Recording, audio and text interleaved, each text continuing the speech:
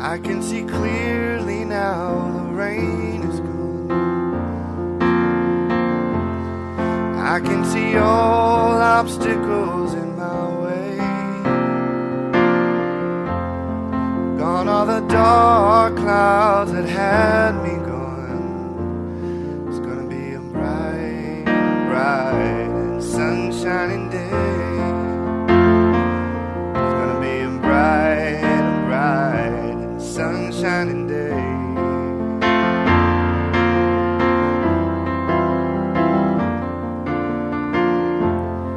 Yes, I can make it now, the pain is gone. All of the bad feelings have disappeared. Here is that rainbow I've been praying for. It's gonna be a bright, bright and sunshining day. It's gonna be a bright, bright sunshining day. It's gonna be a bright, sunshining day.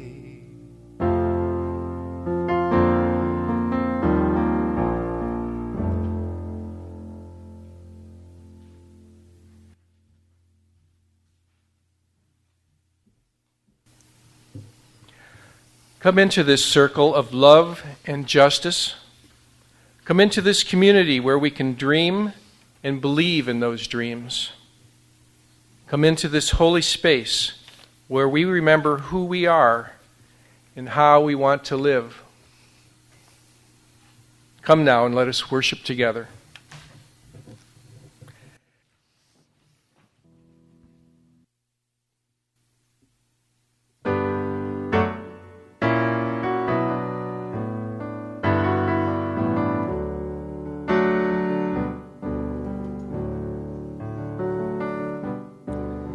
On a bus in Alabama, Rosa paid her fare. She came upon a sign that said she couldn't sit there. And though her voice was weary, the driver heard her say, I know, we can find a better way.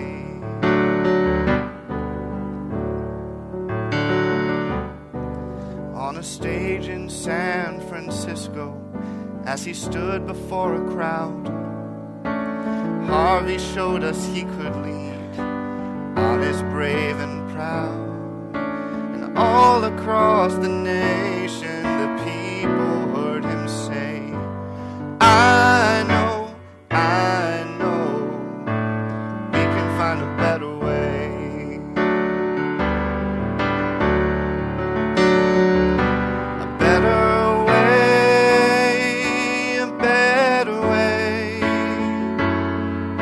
Together we can raise our voice and make a brand new day.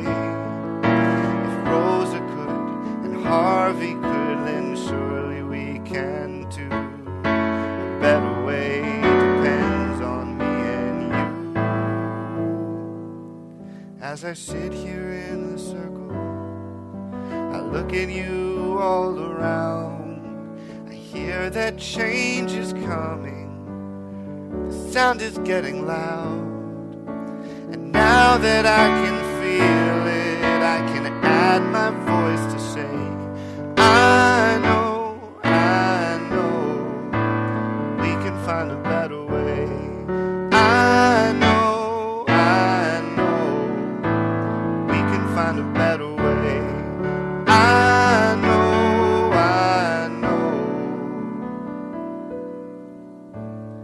We can find a better way.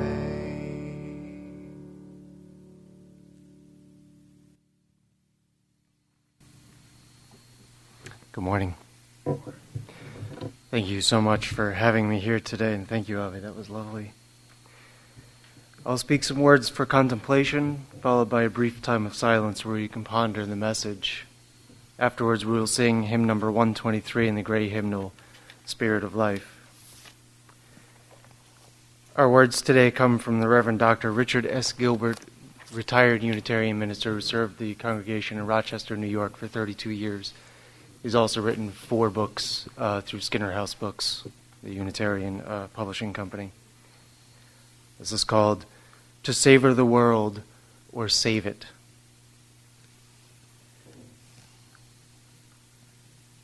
I rise in the morning, torn between the desire to save the world or savor it, to serve life or to enjoy it, to savor the sweet taste of my own joy or to share the bitter cup of my neighbor, to celebrate life with exuberant step or to struggle for the life of the heavy laden.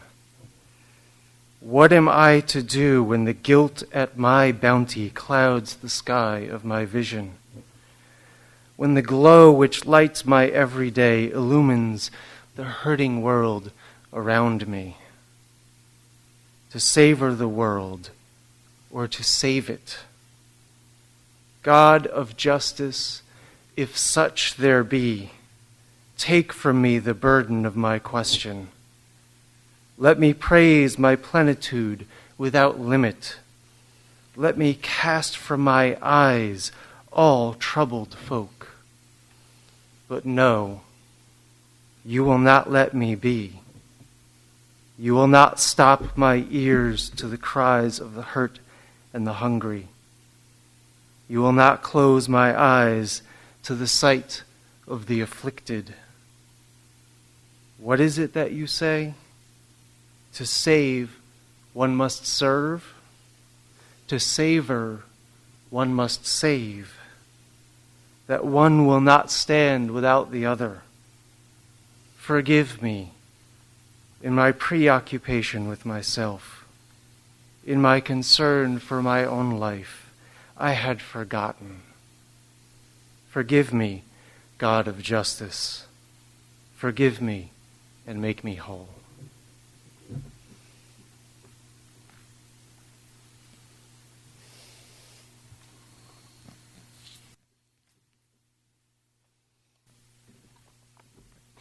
Good morning again, and thank you again for having me here today. Is that better? Thank you. Normally when I'm here, I'm sitting behind a drum, but today I'm behind the pulpit, and I'll admit this is only the second time doing this for me, so I'm a little bit nervous. And thank you, Sherry and Gil, for your words today, and Avi for the lovely music. This morning I'm going to address the topic of white privilege and racism. And today I plan on addressing 2 main questions. First, what does it look like, this racism that we face in 2016? And second, what can we as Unitarian Universalists do about it? I should add at the outset that nothing I say today is going to be really all that original. Most of it is cribbed from a lot of reading and listening and living and debating people on Facebook. And I have a notion that the job of a minister and the job of a teacher, which is what I do during the week, is to be a kind of a scout, to scout the territory of the ideas that are circulating in the world and bring home, and in this case for me, bring home to Unitarian Universalism, the things that might be useful in helping us find a way forward into new territory. Now, as a high school teacher in Trenton, New Jersey, for the past 14 years, I find the constant stream of news about black youth being killed by police both heartbreaking and sobering, because every day I look out over the faces of my students and wonder which of them could be next. It's one thing that motivates me to participate in marches and to, more often, engage people in difficult and thorny conversations about race. But today I have a message of hope. Hope because when we engage in the work of justice, we really have already won. And we have won already for a couple of reasons. First, because history loves justice. And we know that justice will win in the end, so we know we're on the right side. And second, these young people that the media has labeled millennials, this young generation coming up, are fantastic. They are thoughtful, they are sensitive, and they are becoming politically engaged.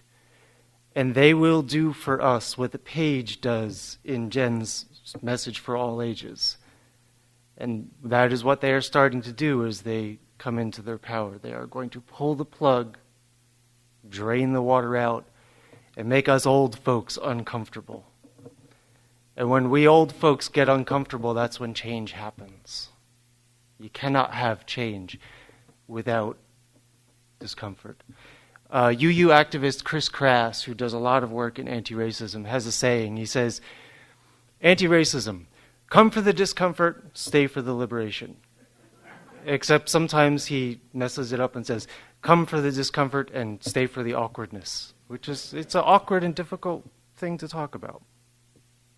But these millennials, they're great, and their job is to pull the plug, drain the bathwater out, and make us uncomfortable. Our job is to preserve the changes that began in the 50s and 60s and hold on to them until this young generation can come up, because they will end it. That is my belief, and I work with the young people every day. I can see it. Now, talking about racism and privilege and what that means in 2016 requires some complex understanding, because it both looks the same and very different than the racism of the past. It's not segregation, it's not Jim Crow or slavery. It feels different, but at the same time, it echoes the past. To address this topic, I have to go back to my own childhood and teen years growing up in Bergen County in northern New Jersey in the 1990s. And this will seem like a very radical digression, but I beg your indulgence. As a kid, I spent a lot of time playing a game called Dungeons and Dragons. It's a fantasy storytelling game, and it takes place all in the imaginations of the players. Each player plays one character, an elf warrior or a human wizard or a hobbit, etc. And a lead player called the Dungeon Master tells the story and plays all of the enemies and minor characters in the story. And the game mainly involves a lot of very late nights, excited talking back and forth, shuffling papers, arguing, rolling dice, and eating pizza. As the name Dungeons and Dragons suggests, the adventures are fairly archetypal. The adventuring group descends into a dungeon, battles monsters of all different kinds, and as an ultimate challenge, fights and slays the dragon. The trusty adventurers then claim the dragon's treasure, and we suppose live happily ever after. Now, if we are anything, Unitarian Universalists are adventurers. In fact, I'm very certain that a UU church is one of the only pulpits that I could speak in and make reference to Dungeons and Dragons and have a chance that someone in the audience might be nodding and smiling. We delve, we seek, we explore, and we battle monsters. Now, I'd like to tell you a story of a particular Dungeons and Dragons adventure I played in a friend's basement over the course of a year of very late Friday nights. We delved, we explored, we defeated monsters, we claimed treasures, and finally, one hot July night, our trusty band of adventurers faced the dragon. Now, my friend, who was the dungeon master, ran an epic battle for us. But he watched in dismay as we rolled the numbers on our dice that spelled death for his fictional terror that he had created to challenge us. Finally, we were sure we had killed the dragon. But our dungeon master smiled wickedly and began rolling his own dice behind a little cardboard screen where we couldn't see what he was rolling. And the dragon, he gleefully explained, had one final devastating weapon: its death throes. And our friend grinned at us as he described the enormous creature's thrashing and burning, which brought the cavern down around our adventurers' ears, killing all the victorious heroes in a maelstrom of rock and fire and acidic blood. It's a very poetic game, Dungeons and Dragons. No, we the players were crestfallen. We were defeated. And we felt horrible until someone suggested raiding the refrigerator upstairs and making new characters for a new adventure. And over ice cream sandwiches on my friend's deck, we discussed how we might have prevented the dragon's death throes from destroying all the progress we had made. The first step, we decided, was not to turn our back on the dragon until we were sure it was dead. Now, as Unitarians, we have a very proud history of fighting the good fight against the dragon of racism.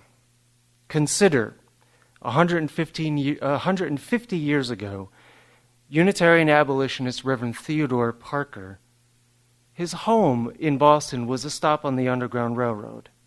He was a founding member of the Multiracial Vigilance Committee, whose job it was to protect African American residents of Boston from runaway slave hunters who would bring them south to enslave them, either for the first time or again.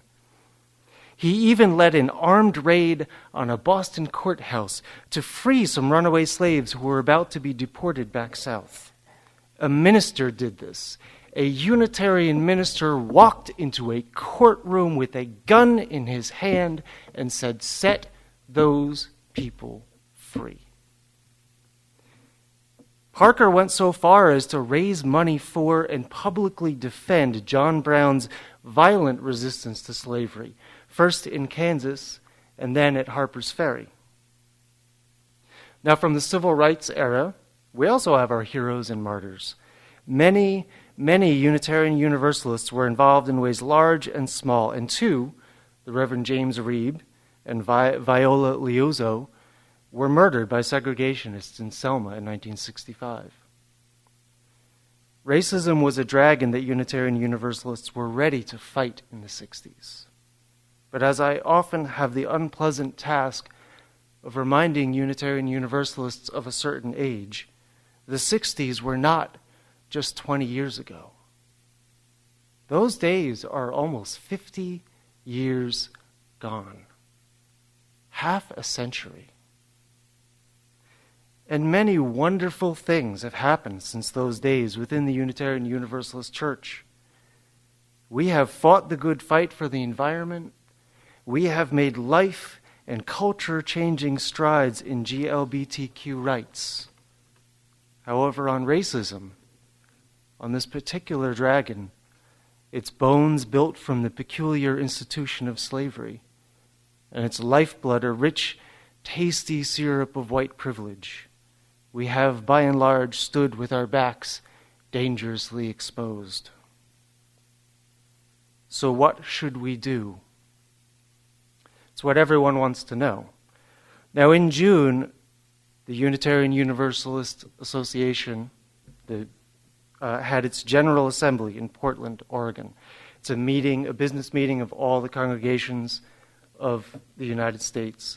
And they do a thing at General Assembly, it meets every year, where anyone can call what's called an action of immediate witness, where they can call an issue to the floor, usually an issue of social justice, for all the congregations to vote on immediately while they're gathered in one place. This past June, the General Assembly of Unitarian Universalist Congregations of the United States voted on an action of immediate witness expressing support for the Black Lives Matter movement for racial justice. Directly in the wake of the Charlestown shooting and dozens of other incidents, our youth and our young adults brought this issue to the floor, and as a national congregation, we voted to reaffirm our commitment to a church life shaped by justice. Now, as the husband of a director of religious education, to fill in the gap, Jennifer, who told the story, is my wife, if you didn't know that already, we spend a lot of time in our household discussing what it means to be a Unitarian Universalist, where Unitarian Universalism is going. And as a teacher, I spend a lot of time on this thorny problem of what should we do? Now, the Reverend Osagyefo Sekou is a Pentecostal preacher who ministers to the protesters in Ferguson, Missouri, and he's at the forefront of the Black Lives Matter movement. He spoke at General Assembly this year to the assembled Unitarian Universalist congregations. He watched our youth suggesting get past this action of immediate witness. And the week after General Assembly, he told an audience at a Christian college that Unitarian Universalists are, and I'll quote him, the most radical communion of religious creatures in America. I'm going to say that again. We are the most radical communion of religious creatures in America. When I watched that speech on YouTube, I kept having to slide the little slider back and hear it over and over again. It's a great, great compliment to us. And this is because we are one of the only religious institutions around that will accept anyone, no matter what her history, abilities, disabilities, physical appearance. We have an ecological outlook. The first thing we look to is how someone can fit with us, how we can accommodate someone's strengths and hurts, rather than demanding that she change who she is to fit in with us. And this flexibility and love is complemented by our deeply shared values. This stance, if we continue to honor it, situates Unitarian Universalists to be both leaders in the 21st century and the ones who will slay the dragons, weakened but still dangerous, of the 20th and 19th centuries. Nationally, church membership is in the decline, and Unitarian Universalism is one of the only denominations whose membership has remained steady as our population increases. We're poised to be leaders. Now, in the 80s and 90s, we were leaders. We welcomed GLBTQ folks with our values held out in front of us. For the most part with open arms, but more importantly with honesty about our discomfort and confusion that comes with heteronormativity. That energy and work has sustained Unitarian Universalism for a long time. So what must we do now? When these new, young, black leaders arrive at our doors, looking for allies, we must be ready to receive them. Radically ready. She will be in her early 20s, tired and nervous, and arrive at those doors with 2 young children, and she will worry about how her children will be judged by the established membership of the church. He might have a tattoo on his face, and he might be unapologetic about his anger and sadness. And it will be hard, uncomfortable work for us to be welcoming. And just as we accepted GLBTQ folks 30 years ago, just as we listened to them and moved them into leadership, it occurred to me as I wrote this how saying in a Unitarian church that GLBTQ folk are actually them would actually get me a dirty look if I referred to a gay or lesbian person as a them. That shows you how thoroughly and well we did this work. We've done it once. I believe we have to be prepared to do that work all over again and to carefully transform another them into a new us. And I think that's the core, to me, of what Unitarian Universalism is. It's taking all of our thems, becoming aware of our thems, and finding a way to make that them into an us. Now, as white privilege is dismantled and scrapped, and as history moves on, and it will move on, those who cherish privilege the most will begin to panic, and from them will come a will to fight, to swing the pendulum back, to bend the moral arc of the universe away from justice. With a last lash of the dragon's dying tail, white privilege will attempt to bring the whole cavern down around our heads. I sit at the edge of this backlash as a teacher in an urban school with mostly African American students. I can tell you that 1 in 3 of my beautiful, lovely young men will be in prison before he turns 25. I go down the rows and count 1, 2, 3, 1, 2, 3, 1, 2, 3. I can break your heart with 100 sad stories of youthful hope, broken on the rack of poverty and monolithic institutional racism. I'll be brave and quote the Bible in a Unitarian church. In Acts of the Apostles, chapter 9, verse 18, when Saul falls from his horse and is struck blind, and he rises up, and the author states that scales fall from his eyes, and his sight returns, and he's baptized and becomes Paul. Right? In my school, I watched the opposite process happen. My freshmen come in at age 13 or 14, full of belief, bright, and slowly, over 4 years, their eyes stop shining. They wall up. They shut down. The boys get suspended for breaking the rules. And nobody, no teachers, no administrators in my school, understand the grim irony of using the word suspend to describe what we do to young black men who fail to live up to the expectations of white society.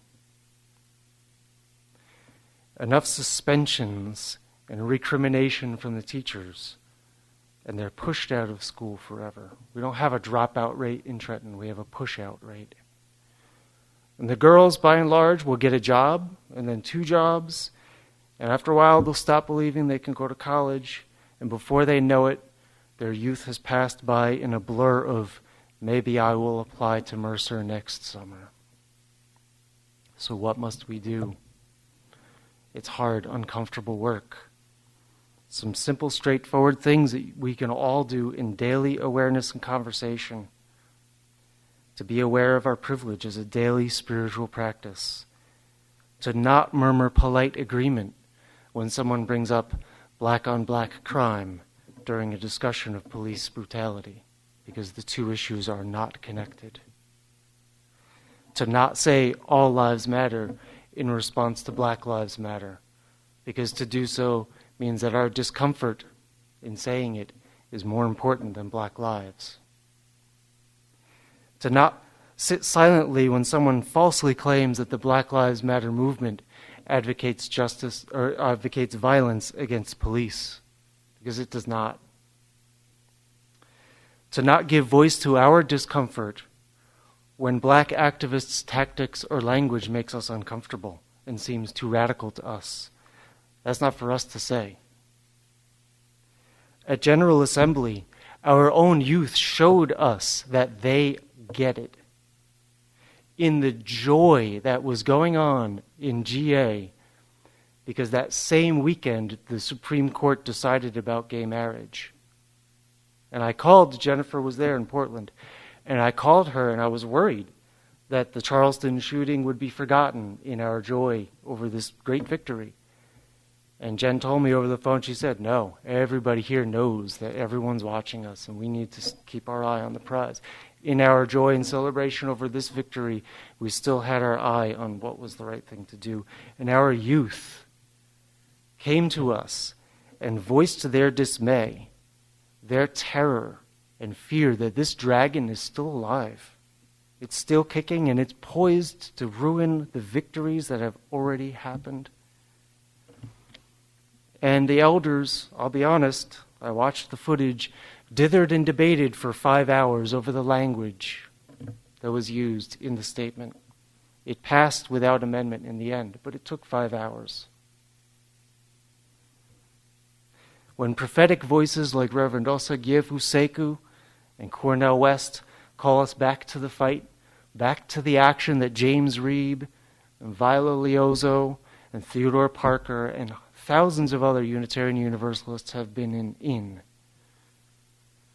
They call us back out of the suburbs, lest we lose what we have gained. We cannot turn our backs on that. Because now is the time that the dungeon master smiles knowingly and starts rolling dice where we can't see them. The dragon is almost dead, but still deadly. And until recently, we've not been paying attention. This is the time when every news story you see will twist the story of black resistance to white supremacy into a story of crime and punishment. It's a time when whites who do not have economic privilege, who are poor and suffering, will be encouraged by the culture and the media to lean hard on their white privilege and feel just a little better off than their black neighbors instead of fighting alongside them against injustice. It's the time when political leaders will exploit the fear and resentment of whites who do not have economic privilege and encourage these hateful tendencies. It's a time when every single thing we see will tell us that it is wrong for a white person to fight on behalf of his or her black friends and lovers and neighbors. It's the time when, as the most liberal of liberal faiths, the most radical religious creatures in this country, we have an opportunity to show other folks how it's done, how to nail the serpent's head to the ground, stand upon its body until the writhing ceases to threaten those we love and those whose rights we defend. Many of us have the weapon of privilege in our hands. It is not possible to not use the weapon of privilege. You will use your privilege in one way or another. It's not something you can put down on the ground. I try very hard to understand the kinds of weapons that I wield as I go through my life. I march in gay pride parades every chance I get, so that if one of my own children or one of my students is gay or lesbian, they know which side I'm on. And in the same way, with 3 children of my own and many students who I love, there's a good chance that my grandchildren will be black. I have no control over that, and I don't want any control over that. But when they're born, or when I stand up in front of my classroom, I want those young people to know which side I'm on. I want to use what privilege I have to make sure that this centuries-old dragon, bones of slavery, blood of racism, fire of hatred, is well and truly dead. And I do believe that we have already won. I do believe that in my lifetime, I will see the end of this. Amen. Blessed be. May it be so. Black Lives Matter. Thank you.